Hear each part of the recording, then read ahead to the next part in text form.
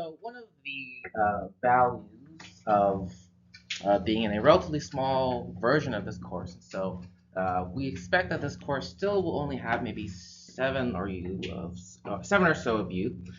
So we are dealing with a very nice intimate intro engineering group, and really what that allows us to do is to tailor and personalize a lot of the work we do towards things that you're interested in. Ultimately, of course, this course is designed you to sort of guide you through at a very sort of quick, high level through the entire engineering process, all the way from picking a problem to work on as an engineer, all the way to trying to propose solutions, test those ideas, and get some sort of idea of how well you solve the problem. And that process, of course, begins with finding, identifying suitable problems that are worth solving and capable of being solved. Not every problem is easily solvable by engineers. There are many sort of famous cases throughout history in which engineers thought that they were the magic solution to a problem when it really was some other aspect, whether it's an issue of politics or of social conventions, for which engineers always hit a wall. And so to practice that and sort of gain an idea of how we begin this engineering process, we're going to be spending our time today working on the problems and trying to define and understand problems and figure out, one, do we as engineers have anything to say about it? Do we have a solution that is viable and likely to work? And we're going to sort of do it through the idea of pitching or sort of proposing, convincing people our problems are worth solving. If you've ever seen the TV show Shark Tank, in which investors judge a series of entrepreneurs who are trying to propose and pitch solutions to various problems, unlike or in the similar vein, we're going to be focusing on pitching and proposing the problems without any potential to the particular solutions, looking at the bugs you might experience in your daily lives, the things that are sort of annoying or go wrong or could work a little better. Now, this whole process is really the first step of this iterative process that engineers go through, and we will go through this entire process throughout this course, starting at this first two steps of trying to identify and make sure that there is a problem that needs to be solved, that there is a reason for the problem. We understand a root cause, giving us a way to try to fix it. From there, we go on towards maybe the more well-recognized things of trying to come up with potential solutions, building prototypes, testing those prototypes, and ultimately trying to push that out into the world so that people can use our solutions, our technologies, our inventions, whatever it might be. The big important thing that I always try to emphasize on you, and the thing that I find many engineers struggle the most with, is trying to make sure that there's a problem worth solving. I think most of us have some sort of creative instinct that we come up with an idea, we come up with a device we'd like to build, and we think, this is so cool, so fantastic, there must be a problem that this solves. Unfortunately, that's usually not how the world works and not how most effective engineers work. The analogy is if you were to try to invent a hammer to pound a nail that doesn't exist. As engineers, we want to make sure the nail exists. The nail needs to be pounded before we go through all the effort and money to invent hammers. A lot of this is trying to figure out the root cause of a problem. Why does this problem exist? Is it reasons that engineers can do something about? And of course, in that analogy, and it's a medical analogy, we as engineers act as doctors, trying to solve society's illnesses, and we're really trying to figure out how do we cure the underlying disease, how do we solve the root cause, not just sort of mitigate the symptoms. Our work will be a lot more effective that way.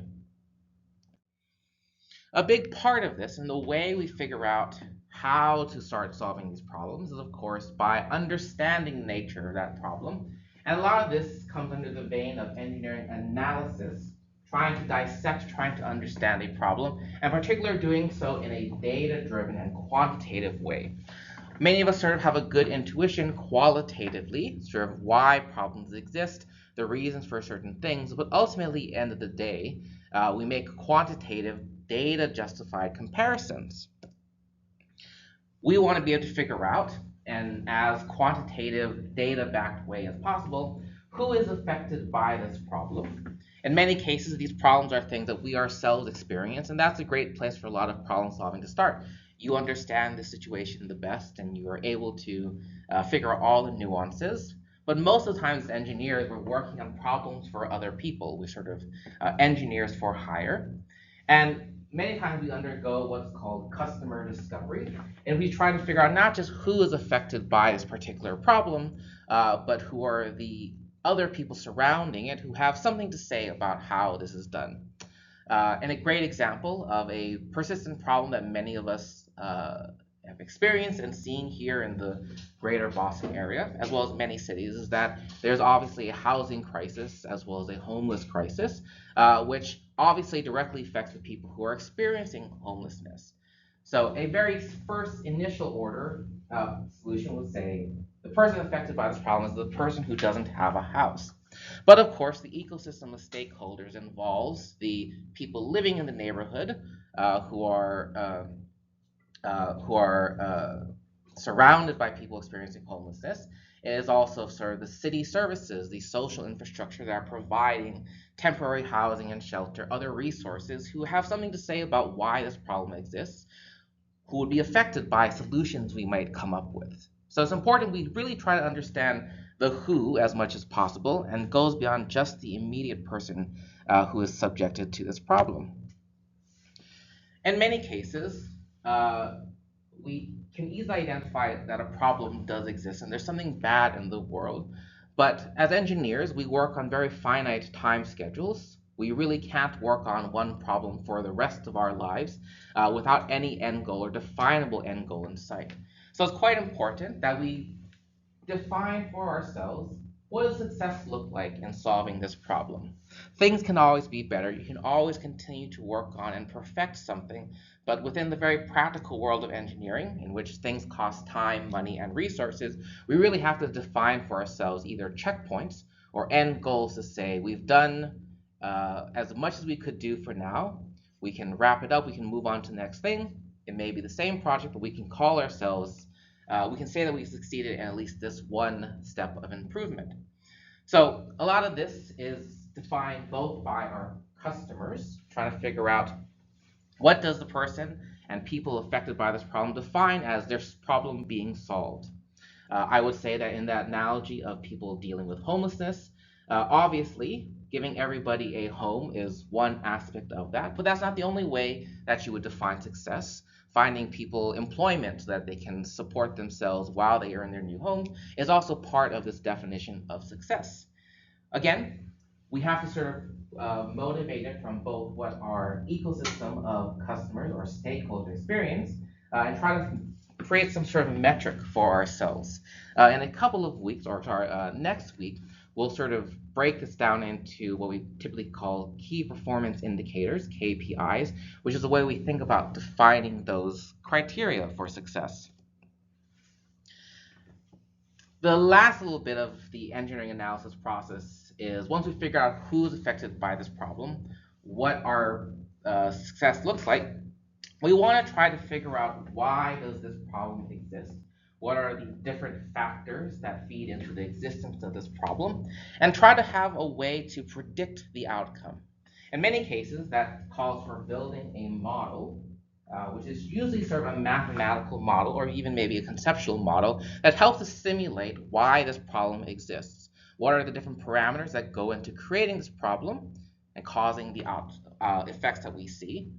It gives us a tool, a little entry point to say, and a little entry point to begin to test different solutions to say, if I were to change this if I were to change, let's say, the rent prices in Boston, how would that affect the amount of people without housing, so on and so forth. A lot of our time as engineers is spent in building these models, trying to simulate why this exists so that we can begin to poke and prod and see what is the easiest, lowest hanging fruit to begin to fix this problem. Again, we're trying to solve the root cause, not just deal with the symptoms, and these models help us sort of break down complex problems into something that we as engineers, who are very good at math typically, can better understand. Now, this whole process of modeling behavior, modeling the reason why these problems exist, is something that can be quite complex and is different from discipline to discipline. Different engineers in different fields will think about this differently, but everybody uses this to some extent. And we typically describe these models as some representation, often a mathematical or sort of calculated representation, that is meant to describe why it exists currently as it is. It's meant to be able to replicate the effect that we see, but also by having variables we can change, different parts of the model we can adjust, help us to predict how it might behave in the future as we fix things and create solutions. A few important things about these models and things to be careful of. This is ultimately a model is a simplified representation of a very, very complex and real world. There's a balance we have to strike as engineers, or really any problem solver, in that we could make a very complicated model that perfectly or as nearly perfectly replicated the real world. In many cases, very complex computer simulations can model human behavior very well, but that potentially makes it harder to interpret the results of that model, and of course, it takes more time, energy, and resources to get to that working point. Still, of course, a too simple model might overlook some important aspects. It might lead us down sort of an artificial solution that doesn't actually deal with something quite real and valuable. Finally, the important part is that we can build models and we can really build a lot of different ways to represent why the current problem exists as it is. But all of these models must be able to predict something, and we really judge how good a model is by how well it's able to predict something that happens in the future. Most people would be able to sort of explain why the weather was hot or cold or rainy the last few days. Everyone's able to rationalize why something happened in the past. It takes a really good weather model, a really good ability to predict what will happen in the future. So we're looking at these two things. We want to make sure that our models are simple enough that we can build them quickly, use them, and replicate what we see in the real world. But we want to make sure that it's able to predict things. And if it doesn't, we go back and we retool and tailor this model.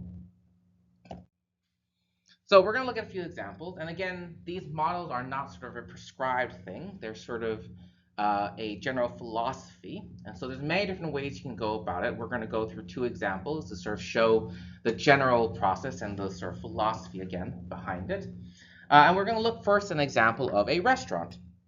Now, a restaurant is a very typical type of client you might have as an engineer who has a problem. And like all small family-owned restaurants might be, really every restaurant is trying to deal with a financial struggle, trying to figure out how do you balance revenue versus your expenses, how much money you earn versus how much money you spend to hire workers and produce your food, and try to maximize this profit as much as possible. So defining our problem as it is, our restaurant, of course, is trying to maximize its profit. The people affected by this problem is obviously the restaurant itself, but of course, the community that restaurant serves is part of this system or this ecosystem of stakeholders. Now, a very simple model, one that really works reasonably well for most restaurants, is what you would otherwise call a budget. A budget, again, is just something that models how much money does the restaurant make. And it really comes down to a very simple equation that says you calculate how much money you made, subtract from that how much money you spent, and whatever is left over is your profit. That predicts how well the restaurant is doing. There's more complicated models we can begin to build that might have more details and more insight to how this restaurant works. And a common way that we set up these types of mathematical models is that we look for the conservation of stuff. You might be familiar in sort of physics classes or other science classes of the idea of conservation of energy, conservation of mass. All these sort of anchor on the idea that a restaurant, like any other system in the world, really has a balance of things coming out, things going in, and things coming out. And the typical way that we represent that is as a conservation of stuff. This stuff might be money. It might be physical goods like hamburgers and hamburger buns and condiments, paper napkins, so on and so forth. But what's true about this system, about this restaurant, is whatever stuff, money, hamburger buns, whatever, that comes into the restaurant versus the stuff that goes out, finished hamburgers, french fries, whatever it is, as well as the stuff that the restaurant makes, as well as it consumes. This may be things like labor, other more intangible things. However much comes in and goes out, is made or consumed into this restaurant, is going to represent the change in stuff. And unless you want your restaurant to start accumulating hamburger buns forever and eventually get millions upon millions of hamburger buns sitting in inventory, you typically want to make sure that this change in stuff is zero. Whatever comes in is equally sent out. Now, typically the way that we would represent this for both material stuff and money, we typically make sure that we represent money as stuff coming in and out. Sort of why the way we normally represent money is that it's not, the restaurant doesn't make money. Simply people move money into the restaurant and move it out. The stuff made versus stuff consumed really comes down to making a hamburger versus the raw ground beef that comes into the hamburger. So a little bit of nomenclature there. But this is a way we might model how this restaurant operates, why it might have a problem of which profits are too low, which we can relate to a mathematical model that ultimately is broken down to keeping an inventory of money and goods and services that are coming in and out of the restaurant. Now, the description of stuff coming in, stuff coming out is still a little very general. If you went to a restaurant owner and said, make sure your stuff coming in versus out is equal or slightly greater than zero, they're not going to know how to do much with that. Our job as engineers is to go from that somewhat abstract mathematical model and translate into something that our customers, our clients, the people experiencing this problem can actually do something with. It's a little bit of translation is what a lot of our job is. A way that we might translate that mathematical model is to build a more conceptual or descriptive model, which has sort of terms and properties that the average restaurant owner or an average person might understand. We can represent this graphically. It's a good way to sort of show information is graphics. And just like you may in physics, we'll draw sort of a box that represents the restaurant. We sort of put a system boundary, and so everything inside this box happens in the restaurant, and we track what comes in and out of this physical but also conceptual space. We begin to sort of populate this model, and we begin to put in things that we may have by intuition. We kind of all understand a little bit about how a restaurant might work, but obviously this model gets better the more we talk to our customers, clients, the people experiencing this problem to fill in the details. But without too much stretch of imagination, we might reasonably recognize that things that come into this restaurant is money that customers spend, customer revenue that they spend on food, money that customers spend on beverages. Maybe this restaurant does catering as well as a sort of a different revenue stream, a different way that money enters this restaurant. Things that cause money to exit the restaurant, to leave this system, is of course wages. The restaurant pays out money to its staff to cook the food, to serve the patrons. The food itself, of course, costs money, so they have to work with suppliers. They have to pay rent on this physical space to landlords. They have to pay taxes and licenses to the city and to the state. They also have to spend money on marketing, maybe to advertise their restaurant. And so breaking it down this way, we can now have a much more conceptual model, one that a restaurant owner or an average person might understand, but still anchors on the idea that we need to track all the arrows that enter our restaurant and all the arrows that leave our restaurant, but now in categories that maybe make more intuitive sense. Of course, and repairs and maintenance being a key one. For building out and sort of picking one portion of this model, we're going to focus on one set of revenue coming in and revenue coming out. In many cases, even for this conceptual model, it's helpful to try to figure out what is the most impactful arrow, the largest arrow on each side of these. And so you may talk to the owner of the restaurant, for example, and get an idea that Their biggest source of revenue coming in is the catering business that they do, and the largest output of money, the place they spend the most money, is on wages and labor for their staff, their servers, and their food service personnel. Obviously, to be very, very detailed, we would look at every arrow coming in and every arrow coming out, but to be a little more tractable, we can often focus on sort of the top arrows in and top arrows out.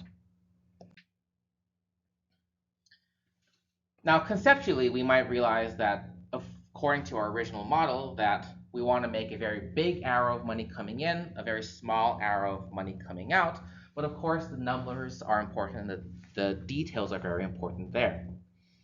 We want to be able to turn these arrows of money coming in, coming out to some sort of numerical value, trying to get to an equation, something that allows us to compare quantitatively. We have to figure out, in order to increase our revenue by whatever amount is required, we sort of need to figure out how reasonable each of these steps are and how much they need to change by. And many times we try to look at some sort of sensitivity analysis. We know that the arrow needs to become bigger, of money coming in needs to be bigger. But how much bigger does it need to be to get more profitable? Do we need to increase our catering revenue by 1%, by 10%? Do we need to double it, getting it up by 100%? That's where a lot of the math comes in, and the details are quite important.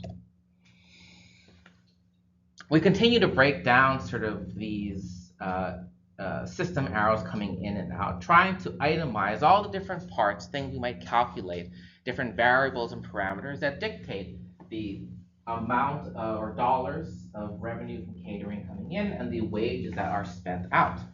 And again, this may be done by intuition, this may be done in consultation with your client. Our amount of revenue that we generate from catering is a factor of things like how big is the party that you're catering, how much are you selling them premium items that are more, have a higher profit margin, alcohol is usually more expensive, for example. And then of course, how much we spend on wages is reflected by how efficient our workers are, how quickly they work, how much we pay them on a salary or hourly basis, so on and so forth. Again, broadly, we can write a very general model that says however much profit would we want to be larger, higher, more positive, should be the difference between the money that we bring in and the money that we spend. It's hard to say, let's just change wages without trying to, it's hard to say we'll just change wages. You may sort of get unintended bad effects. We try to figure out which of these smaller parameters and variables might have a most profound effect, and it's something we can actually do something about. We can train our workers better to increase their efficiency. We can hopefully not alter their pay rate, but people do that. But we try to get as detailed as we can to figure out what concrete, tangible change can we do to increase this term and decrease this term in a way that, again, will be predictive, a way that will actually work once we roll this out into the real world. So we continue to build out this model, again, trying to add more detail. In many cases, we will want to do it on a per time basis, since this is a restaurant that sort of hopefully exists for a long time. So instead of tracking dollars as an extensive variable, we'll look at a dollar per week revenue, which gives us a little more flexibility.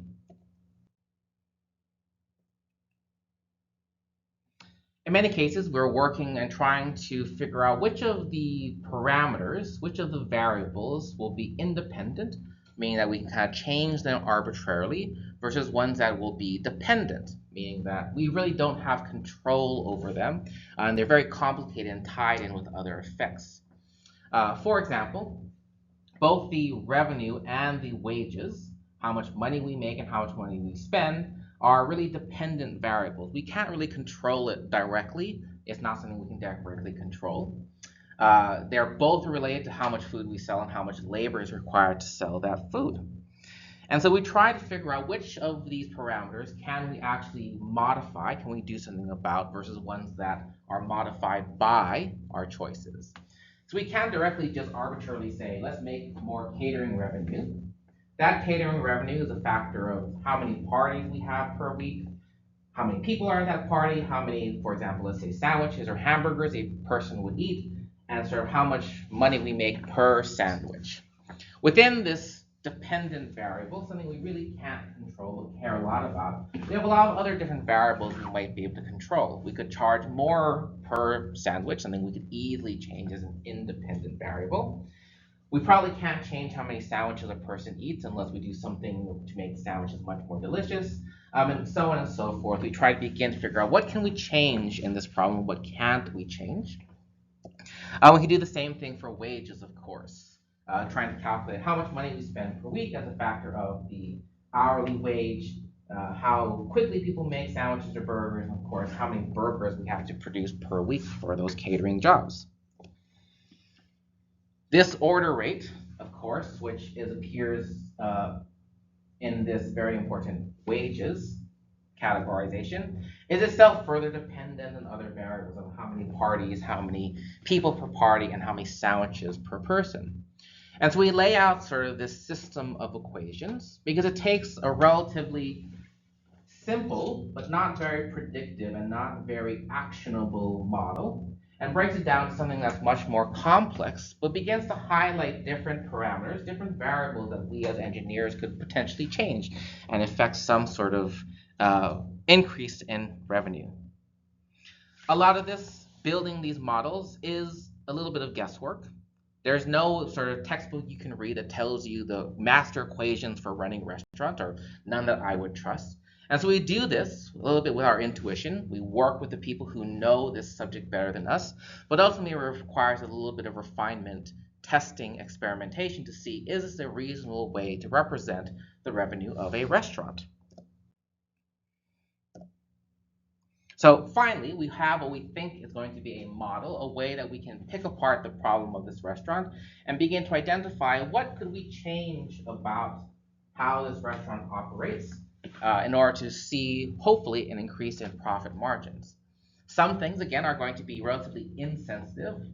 We as engineers probably can't change how many sandwiches a person would eat, so it's not worthwhile to spend our time trying to force people to eat 2 sandwiches instead of 1. We probably, as ethical engineers, and we'll come to engineering ethics towards the end of this course, we probably don't want to skirt by labor laws and pay people less than minimum wage. We probably want to pay them significantly above minimum wage. So we probably don't want to or opt not to change our hourly pay as ethical engineers. But we are left with some things that we could suggest and come up with solutions to that are part of our equation that affects both our revenue and our wages. We could increase our marketing, for example, have them hire out some sort of dancing mascot in front of the restaurant that would help to increase the number of parties per week. We could also apply technological improvements to make the efficiency, the number of sandwiches produced per hour, much higher. Things that make this food service operation produce more sandwiches with the limited amount of labor that they already have. Certainly, of course, within this analysis and these two potential solutions, one naturally calls for an engineering approach. Technology is often something that we work with greatly, and some of them may be things that we as engineers probably don't have as much to say about. Things like marketing is typically outside the realm of our expertise. A helpful way to sort of begin to dissect which of these solutions, which of these aspects of the problem is something that we can solve is by doing what is sometimes called a PESTLE analysis, P-E-S-T-L-E. This is an acronym that sort of breaks down the different ways you might categorize a problem or different parts of a problem. This acronym stands for P for political, E for economic, economic usually meaning things dealing with money, so the labor, the costs of goods. S is sociological, T technological, and this usually, of course, deals with the equipment and the tools. L is legal, and E standing for environmental. Environmental encompasses a lot of things. This may be, of course, sort of relate directly to the environment itself, sort of how the weather and the climate might affect your technology or affect your operation, but of course encompasses a lot of things dealing with uh, how our environment is constantly changing for better and worse. While engineers do work across a lot of different barriers, we are part of a lot of different solution crafting teams. Things are heavily political. Things that are really problems that really only exist because people disagree with each other on a philosophical basis. We as engineers usually don't have a lot we can help with that. Things that are legal, similarly, we aren't lawyers and we don't really work with that as much. And so there are types of problems that we would probably deem as being not really the realm that we as engineers can do a lot for. Sometimes sociological things, sort of just the way that people are, their personal feelings and opinions about things, engineers often struggle to deal with. A great example of a sociological problem that engineers currently deal with is the topic of artificial or cell cultured meat. Engineers worked very hard to try to figure out how do we come up with real tasty tasting meat that isn't derived from living whole organisms. You can grow a steak in a petri dish, and it's a great technological solution to a problem. But engineers have so far been unable to deal with so much the sociological issues of people not wanting to eat meat that comes from a petri dish. And so there are things that we as engineers are not really suitable to solve. We require additional help. And typically, our domain comes with things that are in the economic, technological, or environmental categories. We're really good at solving problems that come from a particular resource is very expensive. Uh, if petroleum is very expensive and we can't really, there's not enough to make all the chemical goods we have, we find ways to derive those same products from plants, which are much more environmentally beneficial, but also can be a lot cheaper. Of course, technology, if something doesn't exist, a tool doesn't exist, we can craft it. And of course, we can deal with environmental challenges quite often. We lay this out because it's helpful for engineers to figure out where within a team they fall. And most problems that society deals with do have all 6 different categories. And it's helpful for us to recognize now that we as engineers are an important part of these problem solving systems, but it's important for us to make friends with, to learn how to work with people who can handle the political, sociological, and legal side of these challenges. Engineers cannot work alone, so it's helpful for us to recognize how to begin to assemble these teams. So looking at our restaurant, we looked at sort of these 2 key properties that affect this restaurant's profitability. How many parties that they have per week, as well as how efficient those workers are at making burgers. Obviously, the potential of increasing marketing to attract more customers comes to a sociological thing. Do people want the sandwiches that our restaurants are making? There's an economic entry point into that as well. If you make a sandwich very cheap, then people obviously are going to want more of that. But potentially we might recognize or might make the judgment that the larger impact, the best way to increase this marketing or attract more customers is really a sociological challenge of which engineers have something to do with, but that may be not where we have the most impact. Instead, we can look at something that seems to be much more technological as well as economic in nature. We can create new tools that make people more efficient at making sandwiches. We can train our workers and design better operation systems, sort of operations engineering to make them more efficient, so on and so forth. So we can do this analysis and figure out to help this restaurant. We identify a problem. We try to break down the different variables that cause that problem, as well as figure out which of those variables, which things should we as engineers actually work on. In this case, our job and our best help might be trying to figure out how do we make sandwiches more efficiently for this restaurant to help them increase their profit and their revenue. Now, this is, of course, just sort of a weird thing that I've come up with, but this is really a realization that most of our modern fast food restaurants have stumbled across or designed themselves quite rationally. Most of our major fast food restaurants, mainly people like McDonald's who have had money and time to invest in engineers to help them solve their problems, have realized the same thing that we have, that to increase their profit, which is mostly their job, they've had to increase the efficiency of their workers to make them faster at making hamburgers and French fries and chicken sandwiches. Our job as engineers within this problem solving has been to design specialized tools, which previously didn't exist. Special scoopers that will dispense fries much faster than manually packing them with hands. Very specialized grills, ones which you would not find in any other home kitchen or commercial kitchen, that really are designed just to cook hamburgers within fractions of a second. Even sort of special holding and warmer trays that make the delivery of sandwiches or hamburgers much faster and much more specialized than you would find in really any other kitchen. Now, to get there, of course, is sort of the end product of that engineering process. All right. And that's what brings us to the biggest cut of all, which was the wait. Orders ready in 30 seconds, not 30 minutes. Mecca, we look at each other one night. You thinking what I'm thinking? We're gonna have to tear down, rebuild, reconfigure, rethink the whole dang thing. We're talking about shutting down a thriving business for months. People are gonna think we're crazy. We were crazy. And you would have gonna love how we did it, Dick. You gotta tell me. Tennis court? Okay, he brings me up to this tennis court, and he's drawn this line, the exact dimensions of our kitchen. Sink on the right, extruder on the left. Bagging and hood. Hood. Okay. Garnish. This is burger finish. Got it. And then this is burger slide.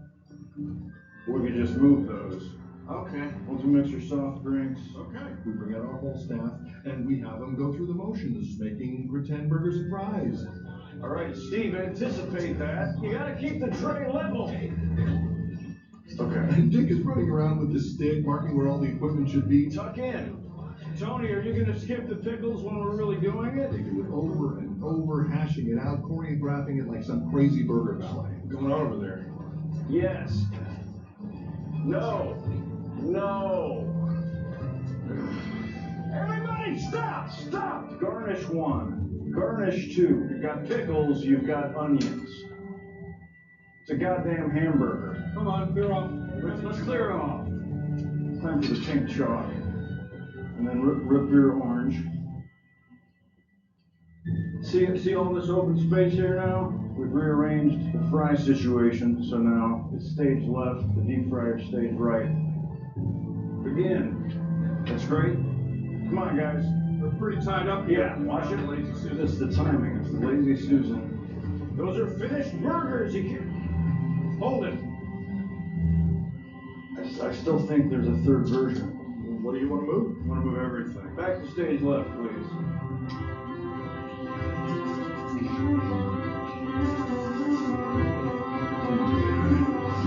Got it all drawn. This is better. Is that all right? I think so. I guess let's assume our battle station. Okay.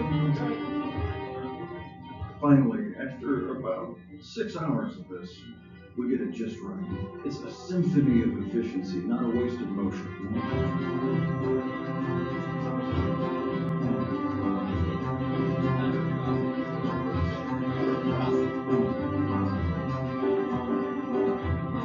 Good form, Jasper. Feel good about those pickles. Catch up. Here's the Lazy Susan. Put your back into it, Seth. And pickles and pickle and mustard. We take the layout to a builder, custom build the kitchen to our exact specs. The Speed D system is born, the world's first ever system to deliver food fast. It is totally revolutionary. And a complete disaster. Why?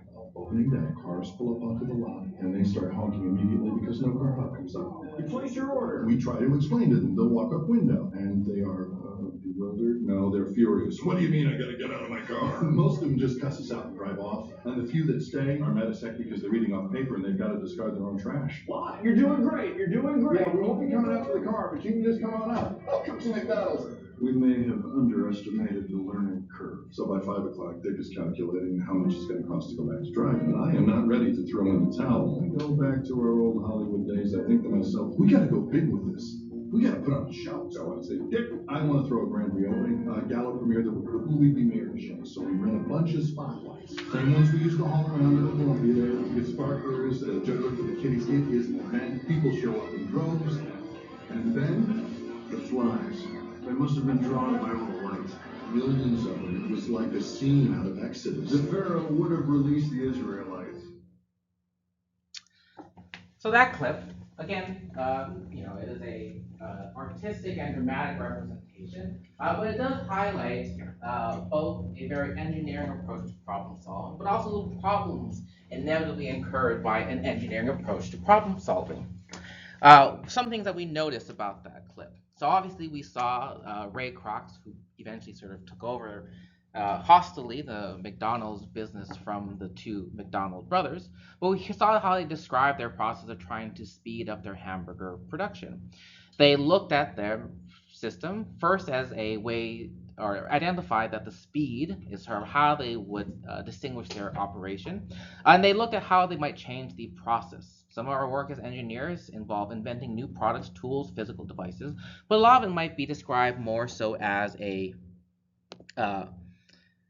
and that's what brings us to the biggest curveball, which was might be described more so as a way to change how we do things, an operation or organizational change.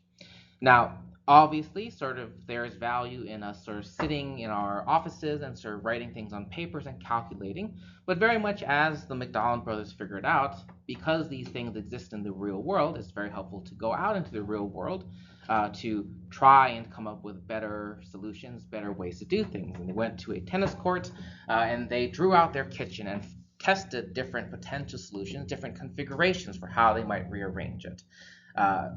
After that process, they of course found a better way to organize their labor to become faster, but in a very engineering challenge, in a very engineering strain. Once they rolled it out, they encountered the issue of how does the public, part of their customer ecosystem, respond to this new invention, this new innovation, in which at the time people did not know that they had, or people were used to car hops, in which servers would come to the car to take their order, deliver food. And it took a while, a sociological switch for people to come out of their cars to go to the counter to order food, and so on and so forth. Finally, you even saw that they came up with a big grand marketing scheme of sort of getting these big spotlights to advertise a restaurant. But of course, in the complicated way that the world works, they invited more flies, which pestered their customers. And so this process of engineering, we often say, is, of course, one that we have to undergo, and we do as rationally as possible. But unexpected parts that aren't predicted by our model always pop up. And as these new problems pop up, one reason why we put it as an iterative process, we always have to go back and solve new problems as they come up.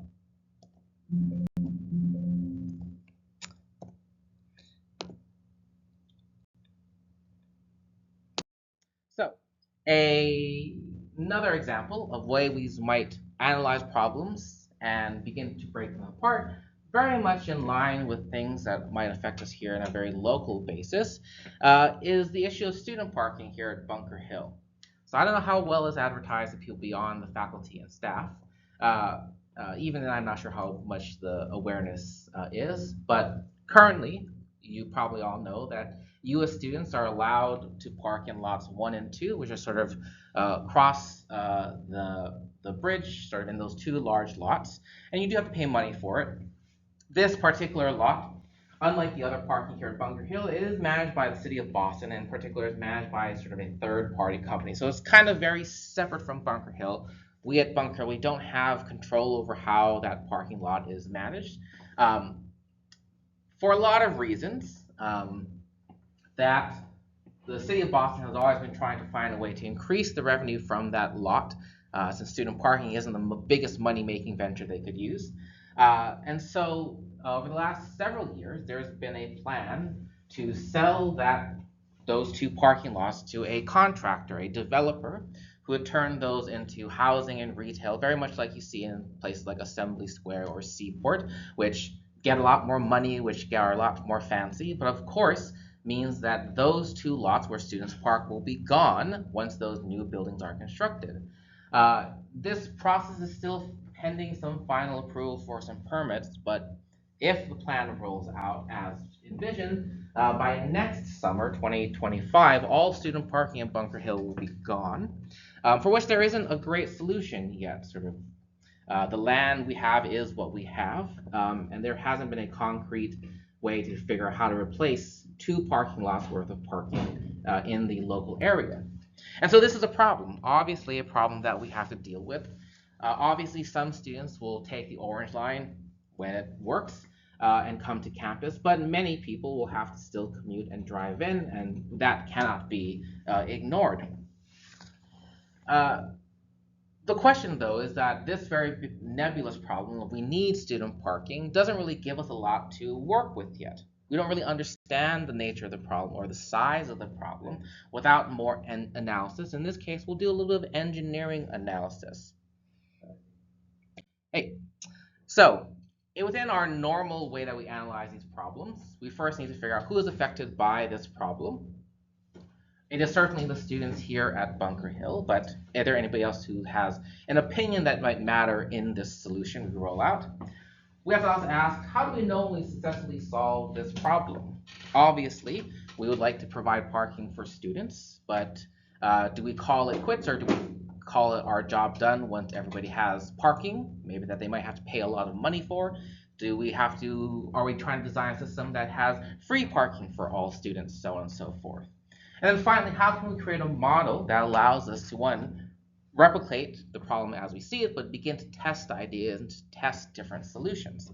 So marching through this problem, we would obviously sit down, and we've sort of sat down and sort of can think through it. And obviously the people who are affected by this problem are our Bunker Hill students, as well as the faculty and staff. Obviously, if there isn't any parking, students are less likely to enroll, less likely to come.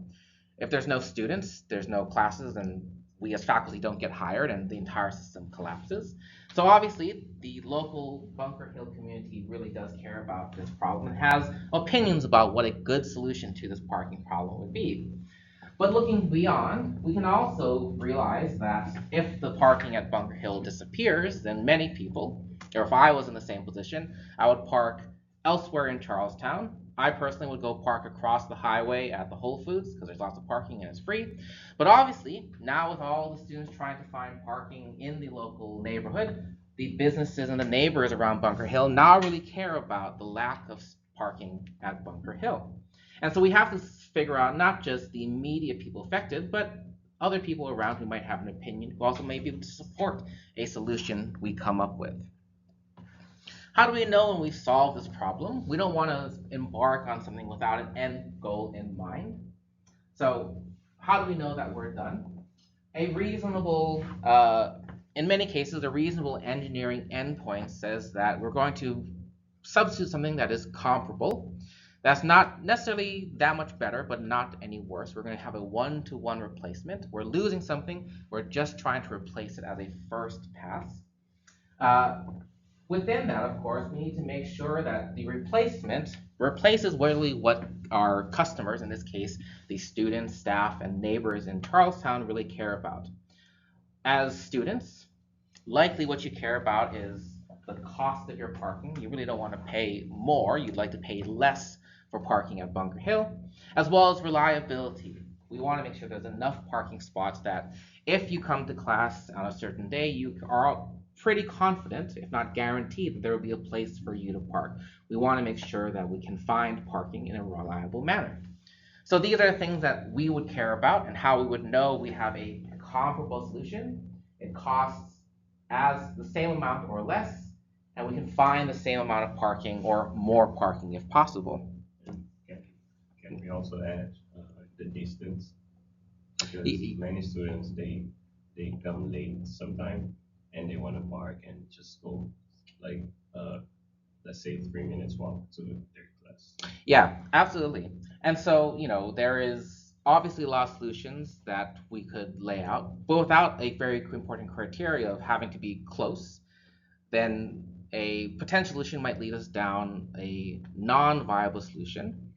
You could say, oh, we'll have people park at the Sullivan Square lot, which is kind of a distance away from here, which is obviously not a comparable solution because of our criteria as our customers, as you as students would define it.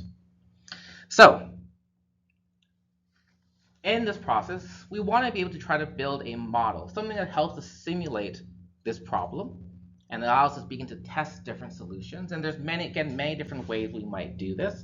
We're going to go through one approach that sort of illustrates a way we might look at this. So at a very, very high level, a very, very poor model, one that doesn't really help us predict or analyze this problem, just says that this previous semester, there was about 9,000 students who come to Bunker Hill. And so at a very, very high level, without a lot of thought, a poor analysis would say Bunker Hill needs to find 9,000 new parking spots. Now, obviously, that's probably not the case because we know a little bit about this problem. Many people will commute via public transit, and most people aren't here 5 days a week from 9 to 5 or whatever those hours might be. So we probably need fewer than 9,000 parking spots. But the question is, how many fewer? Are we looking at trying to add 9 new parking spots, 90, 900 new parking spots? We need to figure out the scope of this problem by building some sort of model which helps us to predict. How would we go about predicting this number? Well, we'll build a model. We'll try to figure out how we can calculate this using some rough estimates. Now, obviously, there's different ways you might arrive at this number, different ways to build this model. This is one approach. So we're going to try to build a simulation of Bunker Hill's campus and keep track of how many parking spots are occupied at a given time or how many parking spots are needed. And we're going to represent that as how many students are arriving to campus who are driving, how many students are leaving campus who are driving. So we're going to ignore for the moment those that might be taking the T or walking or being dropped off. We're going to look at the students coming and leaving via car. Well, this allows us to create a very simple equation that says that the number of spots that we require is just going to be the difference between how many are being used versus how many are being vacated or opened up at a given time. Now, there's different ways that we might estimate these numbers. All of them require a little bit of research, finding out these values of how students arrive, how many of them arrive, and when they arrive. And there's a couple of different ways that we might do that. We'll do both of these throughout this course, and which one you pick is a matter of logistics quite often. But there's often a difference between engaging in primary research versus secondary research. When we look at that clip from the founder talking about the McDonald brothers inventing their new kitchen organization system, they really engaged in primary research where they directly measured the properties of their system. They measured how long it took their workers to move from one station to another, and they actually did this experiment in as real life as possible. This type of primary research is very good because it doesn't make many assumptions. You really simulate as faithfully as you can everything about your problem. But it can be prohibitive, it can be very expensive, depending on what you're looking at. So one version of our modeling says that we go and we sit in the parking lot right now 6 days a week from 9 till last classes end at 10 p.m. We sit here from 9 a.m. to 10 p.m. We count with a little clicker how many cars are entering and leaving. That would be primary research. Now, if we don't want to do that, because we have better things to do with our time, we can engage in some other method that doesn't require us to physically count the actual system itself. We instead might try to do something we will refer to as secondary research, which tries to make some estimates and tries to take existing data, things people have already measured for us, maybe with more resources, more tools, more time, and try to adjust those, map those onto our existing problem. This approach of secondary research, which would be able to say, to figure out how many people drive to Bunker Hill, for example, we could try to look up in the registrar, what is the total enrollment at Bunker Hill, 9,000 or so students, and try to find some sort of statistic, either through Bunker Hill or at a state level in general, to figure out what percentage of students drive to school versus take public transit, and multiply by that through. We could also engage in secondary research, looking for existing data by asking the parking management company that maybe has receipts for the people who have purchased parking passes and get that number as well. Now, in many cases, this secondary research is a lot faster. We don't have to physically measure anything ourselves, but it does require that existing data to be there, as well as for us to figure out how to deal with it. Often, because many of the problems engineers work on are not new problems. We're not the first campus who has to deal with parking challenges, or certainly the first place in Boston who has had limited parking. And so we can potentially be much more responsive to changes if we were to build this model and plug in data that might already exist or that other scientists and engineers are measuring and correcting for ourselves. So in the interest of not spending this entire class time counting cars, we're going to try a secondary research approach to figure out how much parking does Bunker Hill theoretically need. So we can build, again, some intuition with how people park and how people attend classes to fill in more details, things we might actually be able to find data for as part of this model.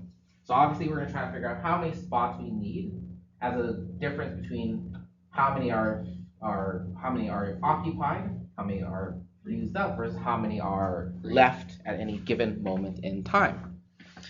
Intuitively, we would say that the number of spots that are occupied, we could estimate as being the number of students per semester times the percentage that are driving. Unfortunately, though, that same number, the number of spots that are being left at any moment in time, is the number of students times the percent that drive. They should be conserved, and the people who park here should leave at some point. The challenge comes, of course, is if we pick a time scale on a semester basis, that doesn't give us a lot of information. All this tells us is that within one semester, every car that enters campus leaves campus, which is true. It is a real model, but it doesn't help us predict anything, so it's not a very good model. Instead, we want to try to figure out, is there a more appropriate time scale, for example, that gives us the details, a different way to parameterize this model. So let's pick a different time scale. We'll pick something that happens a little more reasonably. So we'll say we're going to track the change in this number of spots on an hour basis, something smaller, more details. Now we can plug in some data that we can more easily find to figure out at a given point in time, let's call it 9 a.m., we can calculate the number of spots that are being occupied by how many classes are starting at 9 a.m. or maybe sometime before then, how many students are in that given class, and then what percentage of the students are driving. That's different than, of course, the number of classes that are ending at any given time, but the same percentage of driving, and of course, students per class. And so we've taken sort of a very conceptual idea. We have to track the number of students coming and going, and try to break it down into a number, a variable that we can either measure ourselves, or in this case, because the registrar has this information already, we can already just look up this data and plug in those values accordingly. So this general model, we can do per hour. We may change how it's per hour. We may do every 10 minutes, every half hour. That's sort of up to your discretion, but we'll look at this as an hour per hour basis. So we're going to build a model, meaning we're going to build a bunch of equations. We're going to try to solve these equations and try to see, can we glean any insights from them. So we're going to try to figure out at 9 a.m. on a given day, how many classes are starting, how many classes are ending, how many students are there in each of those classes, and then we're going to need to make some estimate about the percentage of those students that are driving. There's always more details to add, but in many cases, building these models is helpful to sort of just get started and then refine and see where we go from there. So here's one way that I would personally set up and try to use this model to predict something. I would create a table, a spreadsheet, And we'll work with spreadsheets next week, I believe is where what the current plan is. And I'm going to pick just sort of one day. In this case, we'll pick a Saturday because there's fewer classes there for this previous spring term. And I want to figure out ultimately how many spots do I actually need? How many spots are being occupied in a given hour? And I want to do so by figuring out all the classes that are occurring on this particular Saturday. And I'm going to try to put the parameters that I need from my model. I want to figure out when the classes begin, how many students per class, when those classes end, and how many students are leaving campus, presumably as their class ends. By laying it out this way, I can now sort of get a mathematical answer that says that at the very, very beginning at 9 a.m., I have 102 students arriving on campus at 9 a.m. And throughout the day, sometimes I'll gain more students. At 10 a.m., an additional 44 students come. And throughout the day, those students leave at various times. This also gives me sort of a visual understanding of this model. I can see when the classes start and when they begin. In particular, I see that, of course, many of these classes start early in the morning, and very few go towards later in the afternoon. There's sort of a lot of more empty spaces there. And I have some overlap in classes as well. I need to sort of figure out of this 102 students who are arriving, what percentage of them are driving. So we'll apply some sort of guess. And for this model, let's say 75%. It is a guess. That number can be refined, but we continue on from there. And we can always come back and fix that number. By taking this analysis, we see that if there's 102 students arriving, only 75% of them are 102 students arriving, only 75% of them are driving, means that at 9 a.m., 77 spots get occupied. So at 9 a.m., I need at least 77 parking spots, one for each of those students who are driving. At 10 a.m., I need an additional 33 parking spots. But at 11 a.m., when some of my classes are beginning to end, I get back 17 of those spots. I get back 20, 32, 25, whatever it is, as we go through. So I can see that over the course of the day, I use some spots, but I also get some spots back. And if I can get spots back at the same rate in which I'm gaining spots, then I don't necessarily need the total maximum number. From this analysis, we will see that on a given Saturday, you would have 123 students arriving to campus at any given point. And so just looking at the enrollment, you might conclude you need 123 spots. Yes? But my question is the 75% of students driving only applies to the 102? It applies to every one of those numbers. So there's always ways to refine this model. And so this is a very simplified analysis that says that regardless of the class, regardless of the time of the day, however many students is going to be 75% of the class is going to be coming. Better analysis would say that maybe the people taking physics are all going to arrive by T, so they don't need any parking spots, versus the people taking the business course are all going to drive. And so we may refine this model further, but it's sort of a place to get started and to massage numbers from there. But an important thing that we realize from this model, by trying to add more detail, by trying to sort of represent the real way that people arrive on campus and use parking spots, is that even though we have 123 students coming and going, the max peak demand, at most we'd only need about 110 parking spots, so less than we would theoretically propose, which makes the job of finding 110 parking spots slightly easier than finding 123. But we see that that's still a very, very high number, and we still may not be able to find even 110 parking spots. So with this model, we can now begin to test solutions, which will be really the focus of a lot of the remainder of our course here. But some examples of ways that we might begin to brainstorm solutions is by looking at our model and seeing what does the model say to us, where does it point out places that we could make improvements. We see that a lot of the demand for parking spots are really over a few hours early in the day. And most of those parking spots are going to be empty even by noon or so. So could we change this demand? Could we change the size of the problem, the amount of parking spots needed by adjusting the schedules of these classes, which is something that Bunker Hill is able to do.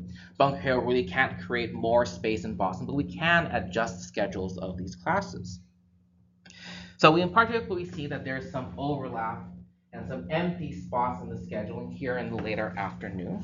So one engineering solution we might propose to Bunker Hill would be that if you shift some of these class spots to more evenly space them throughout the day, you would be decreasing the demand, you'd be changing the overlap of students, and now, because you've sort of distributed more evenly throughout the day, you now only need about 77 spots on campus so that everybody has the parking spot that they require.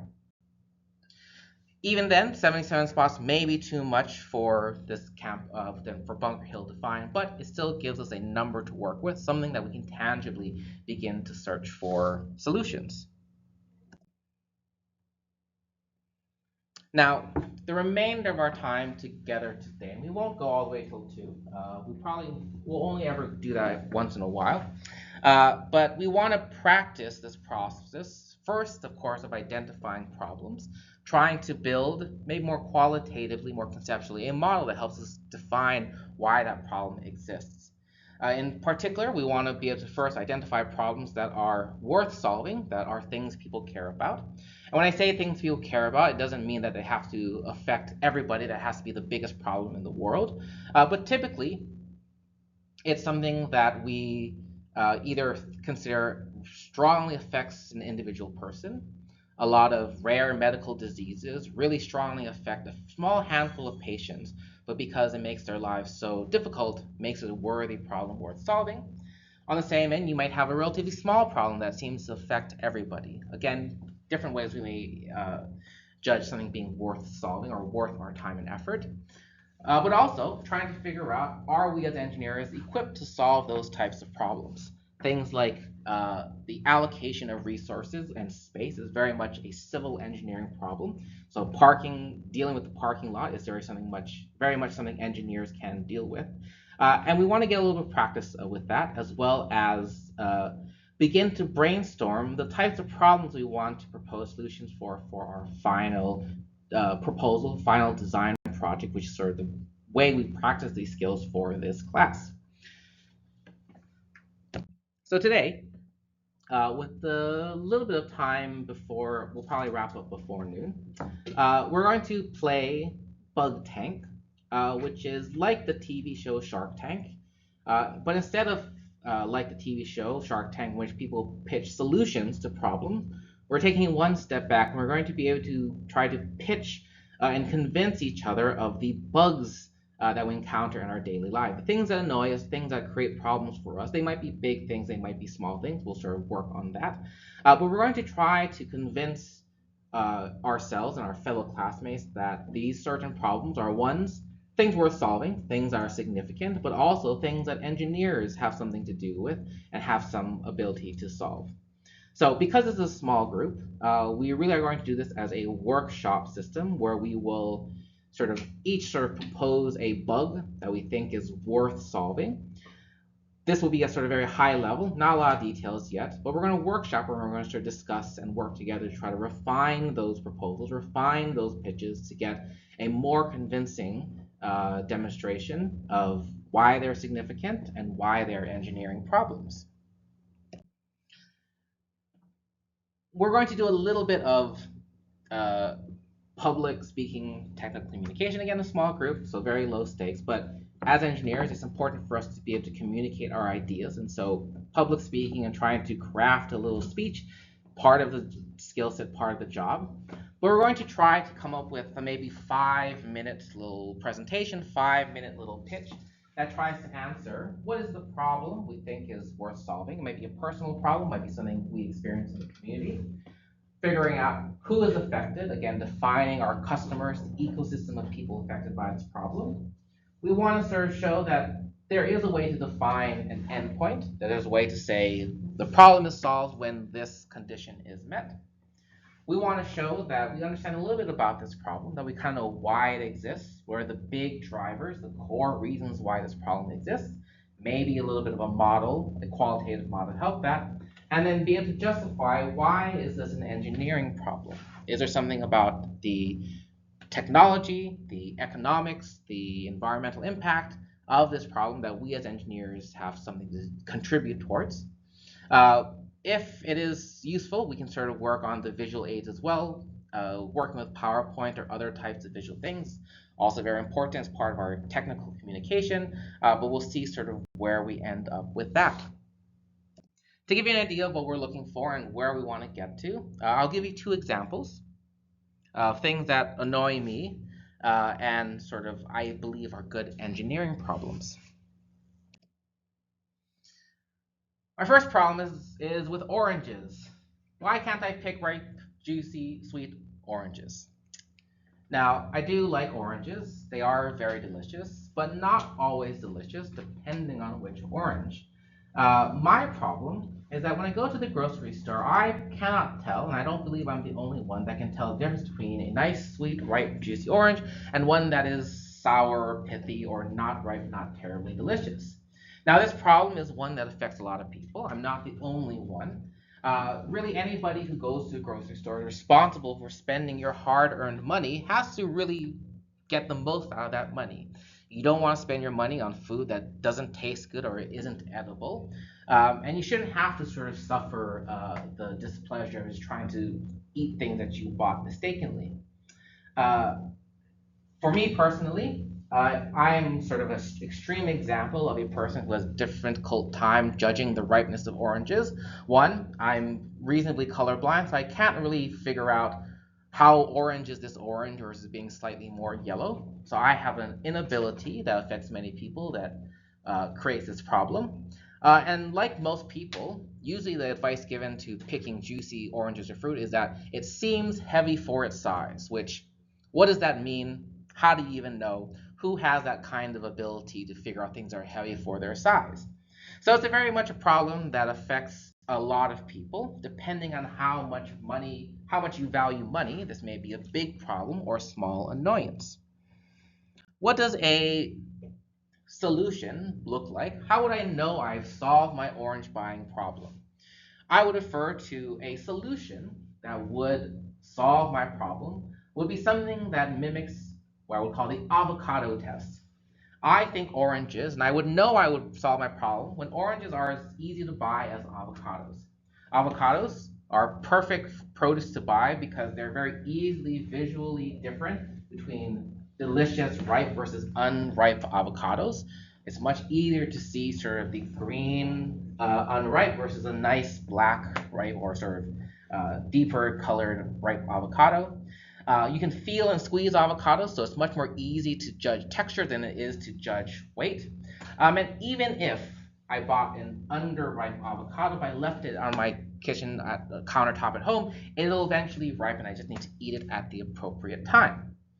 If it were easy to buy oranges as it is to buy avocados, it solves greater societal problems beyond my own annoyance.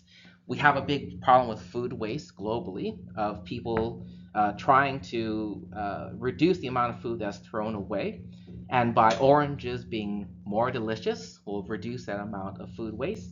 And then, there are some people out there who will try to solve their own problem by what I would call the grape test of trying to sample some of the produce in the supermarket, which may be less invasive for grapes.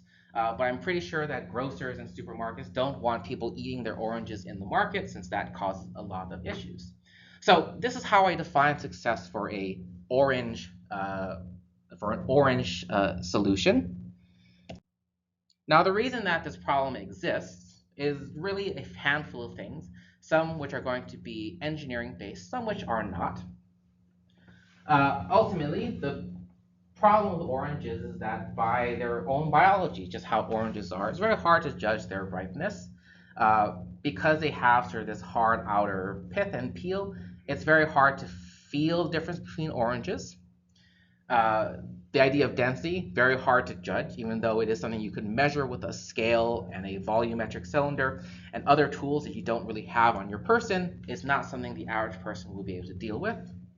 And of course, inherently on a very sort of sociological level, as well as sort of geopolitical level, oranges are not grown here in Massachusetts, and they're sort of have to be imported pretty unripe to survive the transit process. And so inherently, just based on our geography, we're never really going to get good ripe oranges as it is. So some of these things are definitely things that engineers can deal with. Anything that has to deal with perception or measuring things, engineers are great at making different tools for that. But there are, of course, some things we can't deal with. We can't or probably shouldn't make Massachusetts a tropical state to grow oranges. So there's parts of this problem that are not suitable for engineers to solve. But it does suggest that there are aspects of this problem, something that maybe require a new technology or a new process, something engineers do often, and that can help overcome this particular orange problem that I have. Let me give you another example of the types of little 5-minute pitches we're going to work on in the last little bit of today's class. I live in Cambridge, in a part of North Cambridge that's pretty suburban. And in particular, in my neighborhood, there is a really, really poorly designed intersection that is imperiling the lives of both myself, but also the many children who wander around this neighborhood. There's a very busy busy road, Ringe Ave, that ultimately leads to the Massachusetts 2. It heads out to Western Mass. So it's a very, very busy road. Very much a lot of cars during rush hours. And while this road is nice and straight, as you would expect roads to be, the crossroad, which is Middlesex Street and Cedar Street, they do not align. There's this weird sort of offset in this otherwise normal four-way intersection. The problem is that by being a four-way intersection with a stop sign, it requires you to see the other roads so you can judge who can go next. Where it is, you can't really see if you are in one location. You can't really see around the corner to see if there's a car. And as it is, people just kind of guess and just rush out into the middle of the intersection. If nothing else, it does create traffic jams because people are now blocking that intersection box trying to move through, so it creates more traffic. At the extreme end, it does create many hazards. Right down here is a elementary school. There's a child care center here, and there's many pedestrians walking along, many of which are small children who cannot survive a car crash or a car impact. And so it does create both a annoyance, a traffic annoyance, but a particularly very serious incident with very vulnerable parts of our community. The reason why this problem exists is really one of visibility. So analyzing why does this problem exist, coming here from the Middlesex Street, you can see 2 of the 3 other intersections, but you can't see the road coming from this side. So you have no idea if there's a car coming. Similarly, from this side, you can't see around the corner of this daycare center, and so you don't really know if there are cars if you have right of way. Most people are zipping down this road during rush hour, so people are inherently impatient and aren't willing to drive cautiously. So people tend to make poor choices on a sociological level. But I believe this is very much a good engineering problem. It is one that deals with traffic and transit engineering, something engineers sort of created as a problem, but of course we are there to solve. And there are many other people who have solved this type of problem. This isn't the only weird intersection in Boston, and people have come up with different solutions. We as engineers often recognize that some of our best work is when we just repurpose an existing solution. We don't want to reinvent the wheel if the wheel already exists. And there are many different ways that you could solve this. You could put a traffic light there that coordinates the flow of traffic. You could change some of these lanes to be right turn only or left turn only, whatever it might be, to help deal and help deal with that congestion. You could also do very low cost intervention, put a traffic cop there to help manually and physically direct traffic. So we know that there are many engineering solutions that already do exist. The challenge, of course, being trying to pick which solution is most appropriate for this particular problem at this intersection within the time, budget, and sort of technological constraints that we deal with. And so I believe this is a good engineering problem because it's been solved by engineers in the past, but of course our work is not done. We must figure out what is the solution for this particular intersection. So we're going to take the next sort of half hour to hour to one chat with each other. Again, small group, we can sort of do nice group work. But we want to start thinking about these problems. As I sort of mentioned on Monday, really the semester-long final project of this course is to identify a problem, begin to brainstorm solutions, and come up with a proposal for how we might address a problem of our choosing. There's really no limits on what problem we could work on. You can pick anything, and potentially with the size of this group, we may all work on the same project as one group, but if we want to split into different groups, that's definitely fine. But it all begins with trying to pick a problem and identify one that we care about, one that we are personally interested in, and begin to try to understand the nature of that problem, of which we will do and begin today. So we're going to be aiming towards sort of a short little 5-minute-ish little pitch, just as I sort of showed here. We're each going to try to pick a problem and try to deliver something along those lines, but we're going to workshop it and try to help refine and figure out these 4 big categories. Describing the problem, trying to be as articulate as possible, figuring out the who of the problem, who's involved in, who cares about it, define what success looks like, figure out why the problem exists, and maybe the hints whether or not engineers are able to solve it because it's an engineering factor, and of course then justify why we are the people as engineers to solve this particular problem.